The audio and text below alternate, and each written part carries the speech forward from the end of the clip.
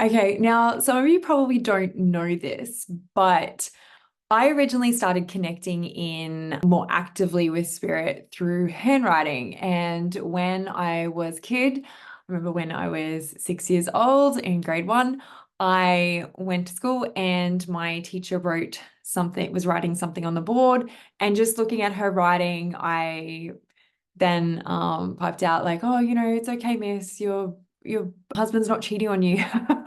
And she was like, oh, okay, thank you, Lexi. Let's just go back to what we're doing now. And I remember, at the end of the day, her saying to my mum, oh, look, Lexi said this out loud. And then I did have a conversation with my mum about, just if you do get messages or you do have things come in, just be aware of, how you say them. Don't blurt them out. But anyway, the main reason I'm talking about this is because handwriting was such a massive thing for me, and you can pick up so many messages. So, I mean, we do have the scientific study around handwriting, which is more graphology. And for years, I called myself an intuitive graphologist because I haven't had any official training with this. This is something that is just I've channeled.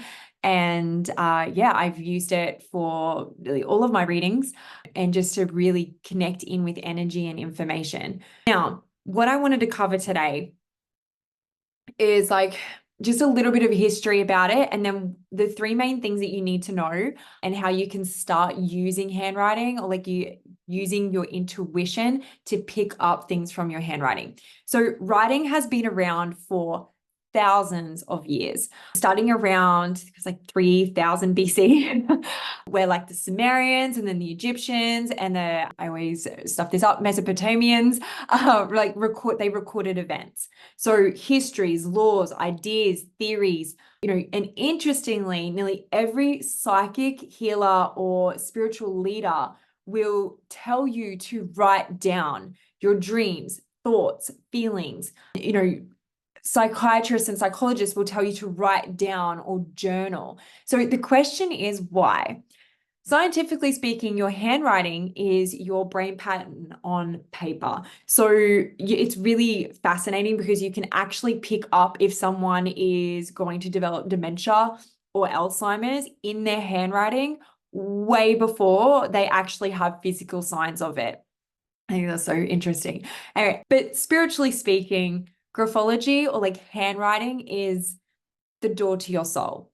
So it communicates the essence of your higher self, your soul, your feelings, your thoughts, your future, like where your energetic pattern is, your physical condition, and your energy. So your spiritual team will easily communicate with you through your writing.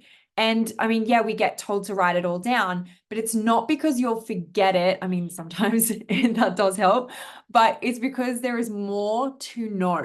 So on that like cheeky subconscious level, you are drawn to picking up like a pen and pencil, because you need that personal outlet. Like you need this connection and a feeling of wholeness. You need to allow the energy to come down and to flow out. You need that outlet.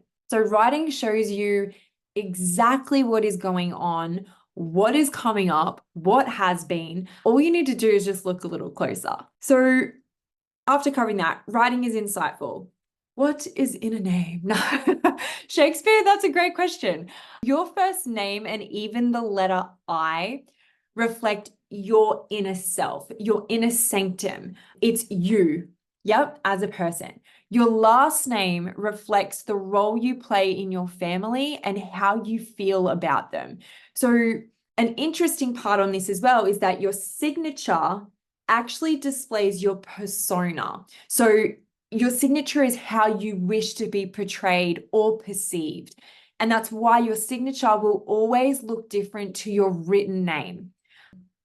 We can say, oh, but it's just easier to write that. I don't want people, making forgeries of my name. No, your signature is still that creation of essentially your identity, like your outward facing identity. This is how I want to be perceived. The key elements to handwriting, well, the three main ones are slope, like how the writing slopes, slant. And when I say, sorry, slope, I'm talking about Shall I do this here? I'm talking about like how the writing slopes, whether it lifts up from when you from where you first were doing, whether it lifts up, whether it goes across, or whether it goes down. Slant is whether it's straight up and whether the word or like the writing is straight up and down, or it goes to the left or to the right. Then the last one we have is zones. Zones are like start to get a little bit more complicated because we have an upper zone, a middle zone, and your lower zone, or like erogenous zone that it's called. So your upper zone is your thoughts and ideas, your middle zone is the emotions, and your lower zone or the erogenous zone is the physical body. Now, what I will show you is just on here. So say if I had this here and I went, okay, I'm just going to write down zone. We've got the baseline, and then we'll have the upper zone, the middle zone, like that kind of middle zone that covers here. And then we have the lower zone here. So hang on a second and I'll show you. Lower zone, middle, and upper. So it will look like this, right? So we have the upper zone is the top. This is where if you're writing capital letters, things like T's or, you know, I's, it's like where that falls in the upper zone. The middle zone is really like, the reason we say it's like your emotions is because a lot of vowels are all placed in the middle zone. So if you have someone that's writing a vowel and they're writing it so it actually crosses into the upper zone, or like, you know, down into the lower zone, then that gives you more information. It's like, okay, so we've got someone where their emotions are affecting their thoughts, or, you know, their emotions are affecting their physical body, things like that. One of the simplest exercises that you can do is to like see how you're really feeling about yourself just by writing your name and just looking at how it slopes. So as I said, the slope is how the writing moves from the starting letter. So if I wrote my name and I've got Lexi here, you can see this. So if I write my name here, you can see this is the starting letter here. Okay. Now, this is what we call a baseline. So the baseline starts wherever the first starting letter begins of any, like usually if you're writing more than one word, it will be actually like the whole kind of sentence, but it will be the first letter of that, like of that word. As you start getting people writing sentences or writing different things, you can start looking at the individual words and really pick up more information around how they're feeling about different things. So with this, because we've got this slope here, you can see it. This is the baseline. My name lifts. Yeah, like it goes higher. So the fact that it goes higher, if we have it when it's in this space here, this is a bit different because I've still got I will show this, still got my vowel in the middle zone, but we've got this nice lift happening here.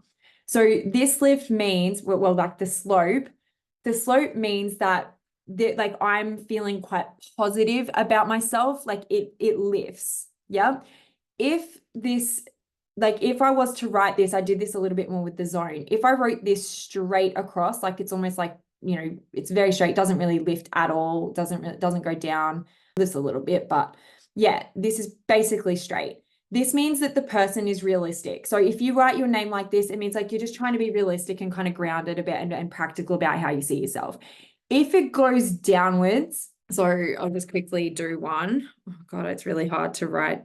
I just did it. It's really hard to write it when it's like the opposite of what you're thinking or feeling. Okay. So if I wrote my name and it went down from here, okay, this means that it's like I'm feeling quite negative. I'm not feeling positive about myself. I'm not feeling the best. People that experience depression or anxiety can have downward slopes, or sometimes they can have a little bit here, but they will usually have at least one letter or multiple letters that will drop down, okay? Because it's obviously starts affecting their physical health. Now, what's really cool about this is that if you are around people who write downwards or a negative, then your writing will actually start to go down as well. So environment and the people you connect with is really just so fucking important. So if you just look at your name right now, does it slope up from that baseline? So remember, the baseline is from the start of the letter and we're going all the way across, like almost like get a ruler. And you just want to see, does it slope up from the baseline? Does it slope downwards? Is it straight as an arrow? Because as I said, if your name slopes upwards, it means you're feeling positive about yourself. You have a healthy connection with your inner child. You know, you feel love and you feel joy for yourself. If your name slopes downwards, it means that you're currently having like a lot of negative thoughts or feelings that are impacting your life, like impacting how you see yourself and your connection, not just to yourself, but to others as well. If your name is straight without any slope, it means that you're realistic and grounded and practical in how you're viewing yourself right now. So you're probably also a bit too caught up in like the physical world or like what's going on around you. You might be a little bit more factual or practical. A lot of people that will watch this, that if their writing is straight up and down, there will be a few of you. Most people that would have that writing wouldn't be watching this recording. They'd be like, yeah, okay, all this like woo-woo stuff. But yeah, joy, like finding that positivity and finding that joy in your name is really simple. And even just, you know, other people's names or other things in your life, like if you're writing out, if you're journaling, just take the time to look at how you're writing. It's like, okay, is the writing going up? Is it going straight across? Is it dropping down? If it has dropped down on some words, what is the word? What was going on when you're writing that? You'll really pick up so much information that's going to help you. I will have to do another recording for zones and slant, but yeah, give it a go and let me know what you think.